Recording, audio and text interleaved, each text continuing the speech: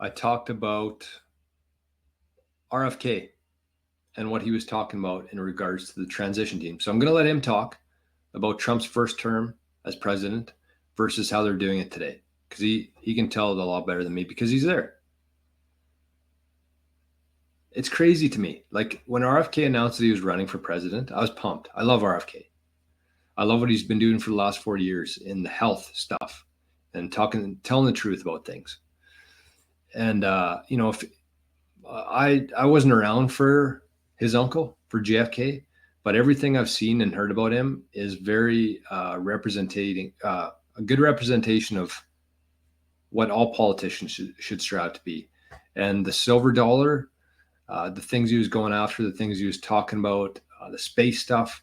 He's a guy I think that if that never happened, we would be on a completely different trajectory. He tried ending the Federal Reserve. He started coming out with his own silver dollar, and that's when he got. But anyways, it's just awesome to see like guys like RFK, like Elon, like Tucker, like all these guys are on the same team now.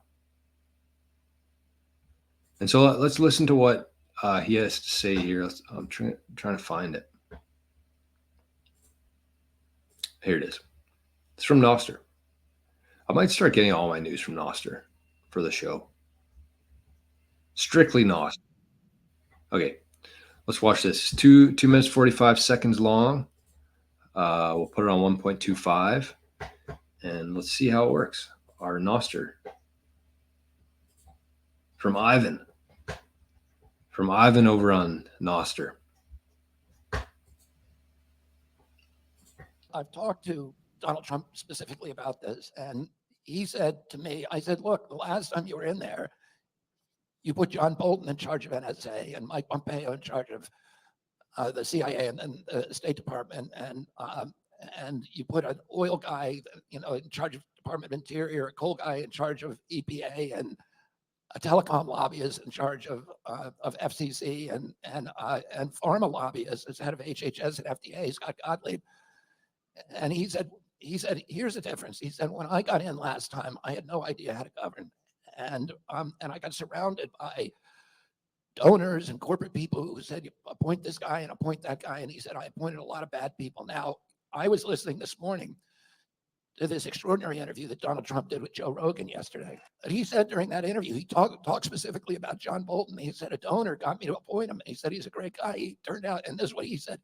He said, he's a really bad guy. And he said, this time I'm not going to do that. He told us that. And what he did, he didn't just promise that, but he did something no other president's done before. Normally, the transition team is not created until November 6th because GAO, the General Accounting Order Office, pays for all the costs of the transition team. Trump said, I'm not going to do it this time. I'm not going to do it their way. I'm going to start my own transition team 3 months early. And he got private donors. He got private donors to fund it. And he's appointed 20 people, including me in Tulsi. And, there's people of all different kinds of ideology and people who we're going to have to go up against, on that transition team and fight for our vision. But I can tell you this, which is unique. There are no corporate lobbyists on that campaign, on that transition team. And usually it's 100% corporate lobbyists. So it's very, very different. And it gives me lots of hope that this government is going to be different than any government we've ever seen. Yeah.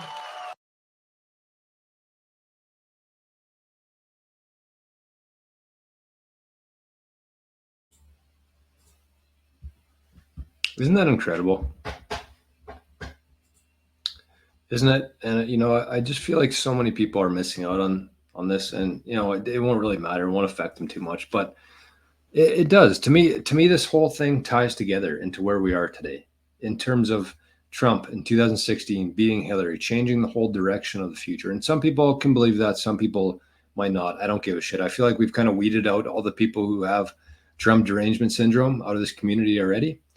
I'm all for debates and stuff, but when you look at things objectively and what he did in his track record and just tune out everything else, it's hard to do. But you just look at what he's done and look at what he's doing right now. So RFK just said that typically when a president takes office, the federal, whoever it would be, some sort of agency looks after the transition. They pay for it all. So Trump said, no, we're not doing it like that this time. So for the last 3 months, Trump's been privately funding his transition team. RFK said they already have 20 people on there, including RFK and Tulsi, and Elon's on there as well for the government. What is it? Department of Government Efficiency, DOGE. So Elon said last night that he can cut $2 trillion out of the government spending the first year. So they're privately funding the transition team. And RFK said that there's no corporate lobbyists on the transition team this time around, which means that there was no bribes, there was no blackmail, there's no extortion. It's just people who are the best people for the job, regardless of how much money people donated.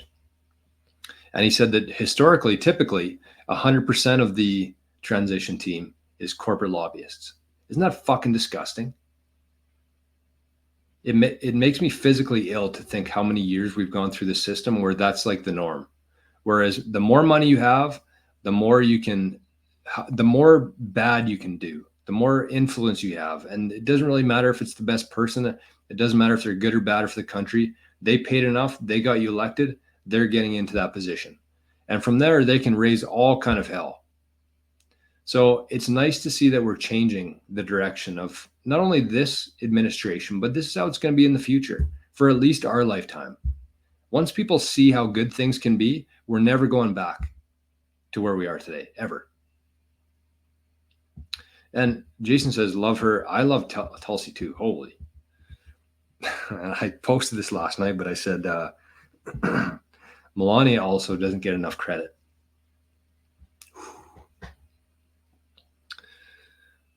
But yes, Tulsi too. I'm a big fan of her. And it just seems like, you get certain feelings from people, right? And I'm sure you can relate to this. In real life and through the screen, you get certain feelings from people, whether they're being honest, whether they're being genuine, whether they're reading from a teleprompter, whether they know what they're talking about, whether they're prepared. You can see that. And with these people like Elon, with Tucker, with RFK, with Tulsi, these people are speaking from their heart. They're not reading anything. They're wanting good for the world. And when you give those people the influence and the power and the ability to make change, that's when it happens. And so I'm very hopeful for where we're headed right now. Assuming something happens, and I think we're past the point now. Trump's leading in the 7 swing states right now. You look at him in 2016 when he actually beat Hillary. I think she was like the 94% favorite to win that. And he won. And last election, I think, was just a complete fucking scam through and through. But everything's flipped now. People are walking around New York with red hats on, where 4 years ago, you might be worried about getting shot for wearing a red hat. And now I was listening to an interview yesterday, he said that not only are people, comfortable wearing it and supporting Trump because they actually know the truth now. That window has been shifted.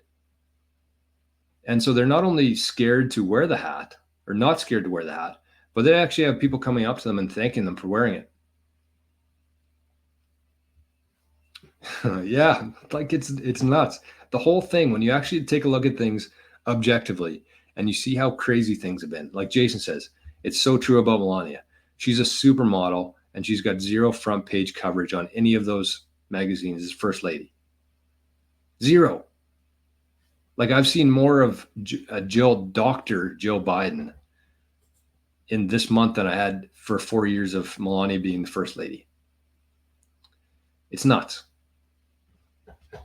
But that's just the power. That's propaganda. That's the machine at work. And you wonder how we got here. We've had 100 years of this. And, you go back to the Titanic where they were thinking about introducing, and this is the kind of, this is why I like the second part of the show here, because you can actually talk about this stuff. But you look at the Titanic, and I don't know how far down you are the rabbit hole in the Titanic. And I'm not too far myself, but I put pieces together for it. But apparently This is when they were talking about, because the Federal Reserve, the evil of the world, it was introduced in 1913, right after, a year after the Titanic crashed.